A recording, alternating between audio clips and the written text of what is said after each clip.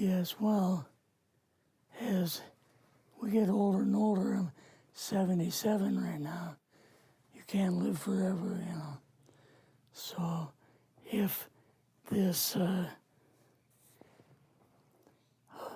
procedure I'm going to have to clean the blood doesn't work, then I've got probably a few more months to make it before my kidneys shut down, you know. So that's kind of why I'm kind of going along with the interview at this time. You're seeing that what you went through is just too important for people not to know about. Yeah. Yeah. Can you just, can we start at the beginning with your military career and just walk through what exactly your experiences were? Was drafted into the military and got into the U.S. Army. After that, I was sent to the Signal Training Center in eastern United States. What year would this be? 58. I went through the Signal Training course. And at that time, I went through the radio teletype course and also the cryptography course, crypto. They had 5 instructors that were getting out of military service. So they pulled the top 5 students, and I was 3rd in the class. So I got pulled as an instructor. Now, were you at this time also working yet for CIA? No. Not yet? No. After one day, my boss came to me, and he said, how would you like to, make some extra money? And I said, oh, money is good. So he's explained to me that he could put it through, would have to get a top secret White House Q clearance for the job, And I thought, boy, must be a pretty exclusive thing, And I said, well, what is this? And he said that I'm director for the CIA for Eastern United States, And I said, oh, I didn't know that. And he said, you weren't supposed to. After about 6 weeks, my security clearance came through, and I got my CIA card. It was an ID card, like a credit card, where I could just go up to the door and slice it, walk right in. And my name at that time, I used a artificial name too. Never used my real name. I started working with him on the project he was on, and that was Project Blue Book, which was kind of partially a fraud. You're saying some of the Blue Book cases were, Yes. were completely fictitious? Yes. But the cases that we got came from, I think it was Fort Belvoir, Maryland. Fort Belvoir? Yeah. And it didn't come from the Pentagon, or it didn't come from CIA headquarters. But we would get reports about a certain sighting that they had in Mexico or Italy or something like that. And then we had people that would follow through on it, that would go out and interview the people to see if they were nutcases or if it was real, So they'd be going overseas frequently? I wasn't, but I always stayed statewide. But the people we had working with us from the CIA would do that. We would get like a new report probably a couple times a week. I was coming into the Army fresh off the farm, so I really didn't have much knowledge of anything, but my boss filled me in on Project Blue Book and what they had found so far. as far as Greys and aliens and the Roswell incident. How did you feel when this first got dumped on you? When you first learned about this? I was just kind of overwhelmed with all of this, you know. And I said to him, I don't know if I'm going to be able to be a judge of this type of thing. What's real, what's not, when I don't have much knowledge of it, you know. So What did he say? he said, well, we have to build the information as we go, and you'll see how this thing is working out. And then the other thing is, of course, you really weren't able to tell family or close friends, obviously. No, I couldn't tell anybody. In fact, I had to take a vow that I wouldn't tell anybody.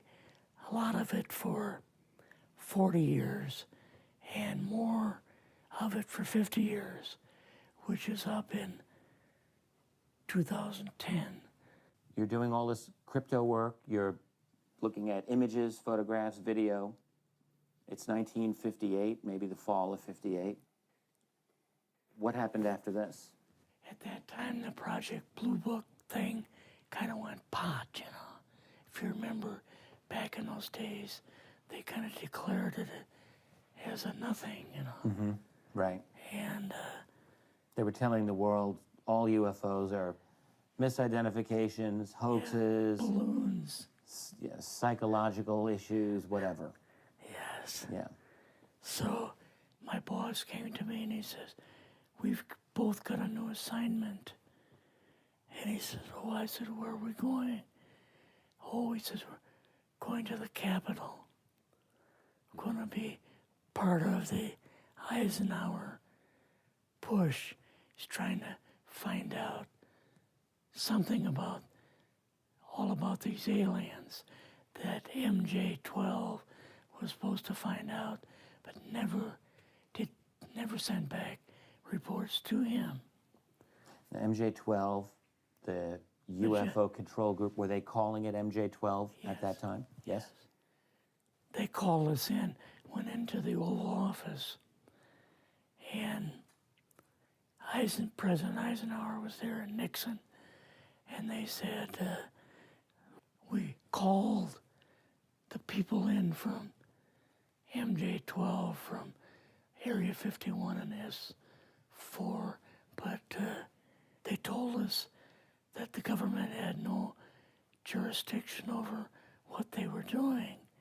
So being a general, past general, you didn't tell them to go to hell without any real good reason, you know. Mm-hmm.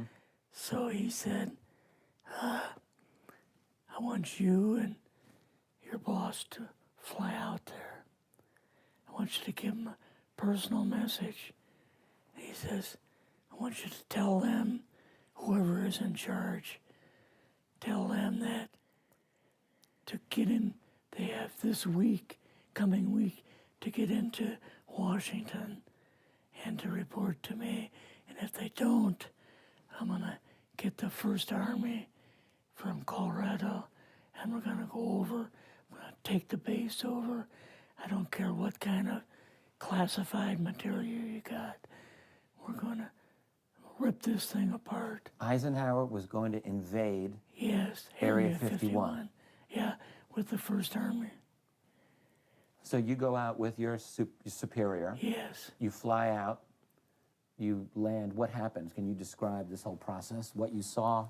It took us the 13 or 15 miles south to S4 and like different garage door openings.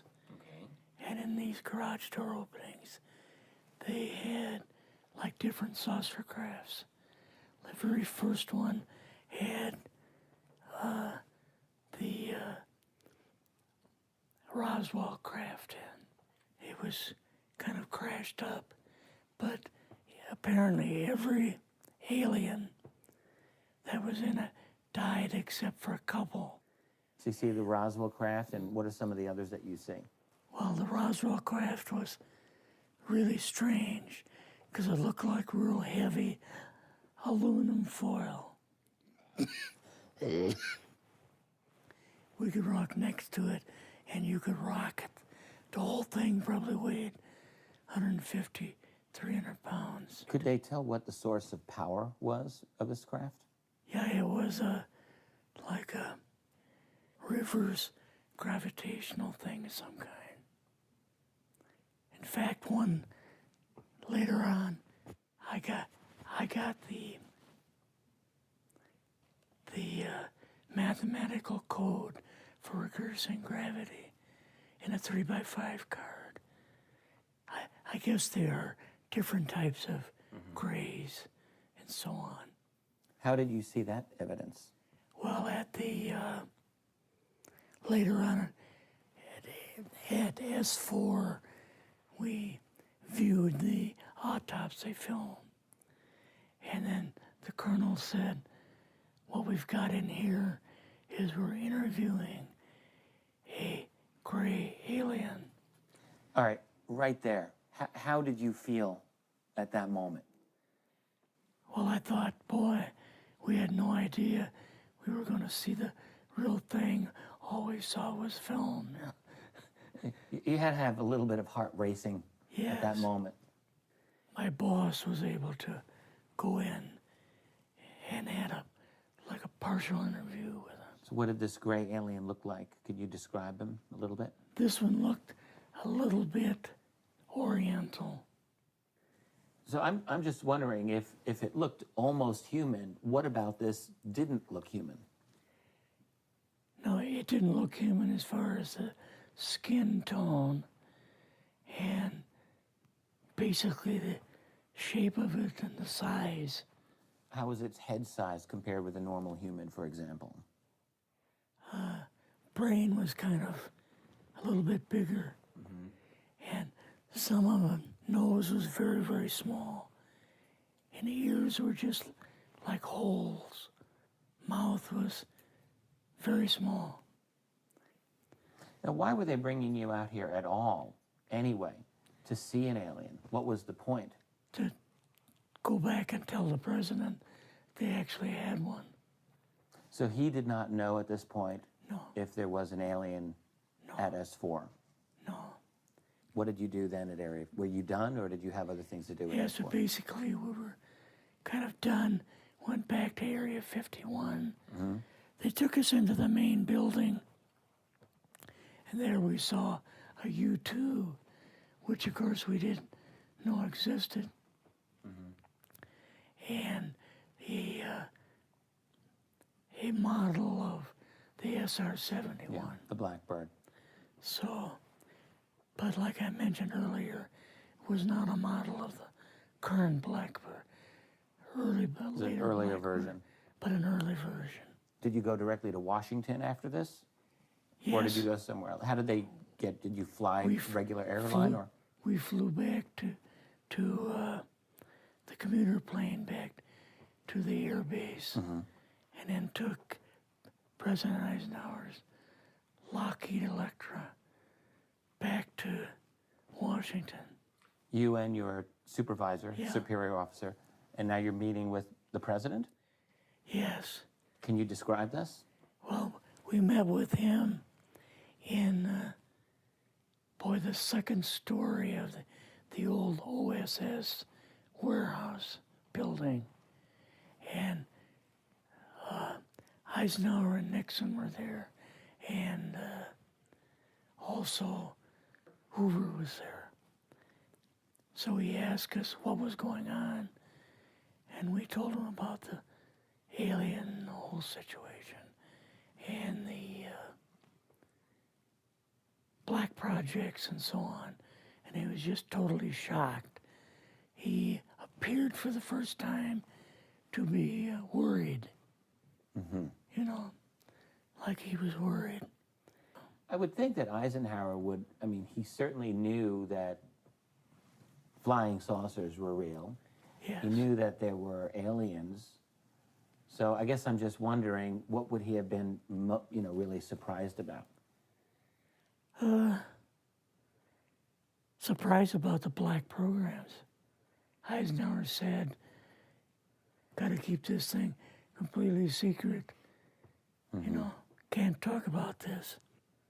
Your actual name is, I mean, the name you grew up with, that was a different name than what you Yes. had in the... I never used it in the CIA at all. Now, what about today?